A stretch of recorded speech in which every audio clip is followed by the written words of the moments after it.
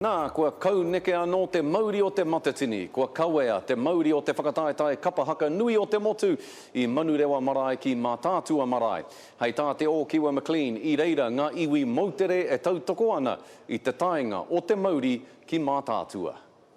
He mauri whakahere I te rohe whānui o Tāmaki Makaurau. Me pēnei te kōrero Tāmaki here ngā waka, e whakahere nei tātou ki te mauri o matatini. Tērā ko tai mai, ki te whakakotahi nei ngā iwi katoa. Kua whakatauria te mauri o te matatini ki Mātātua marae I Māngere, me te aha he mea whakatau mā roto I te ahurea Māori me te ahurea o Mauke.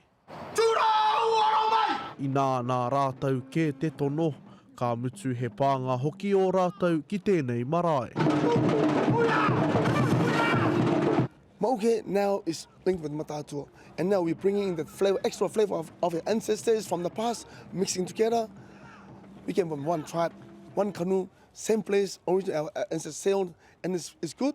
We mingle around, and we bring that extra flavor into our culture and our kōrero. Ko Mauke, ko Taratoa ko Mātātua, ko toroa Mātātua tā wharautia, I runga I tō rātau tono, ko rangatira te marae o Mātātua I tēnei rā. Kua whakatūhia te rōpū o te kotahi a Tāmaki, he tōpūtanga o ngā marae 33 o te rohe.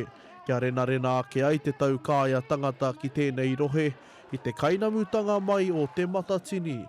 Me te ahaka I te whāia te tauira o Ngāti Kahungunu. Ka toa hia e rātau te mauri o te matatini ki ngā marae I roto o Kahungunu.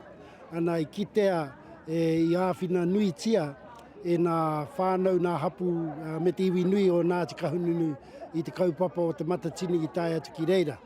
Nā reira, koe rā te tauira I whakaaro nui mātau. Kia kotahi te reo, kia kotahi te titiro, kia kotahi te karanga, kia kotahi te hoe o te waka I te wā, ka tai mai te whakataetai. O matatini ki te ao ki konei, ki runga I a tātou Tāmaki Makaurau I te tau 2021. Matatini 2021, bring it on. Ka takoto te mauri ki Mātātua marae mo te kotahi marama, ka mutu ka riro mā Ngāti Pāwa ki waiheke te mauri e kawe a tērā marama. E ke ana te kōrero ko Tāmaki here ngā waka, ko Tāmaki here ngā tangata. Te o Kiwa McLean, te karere.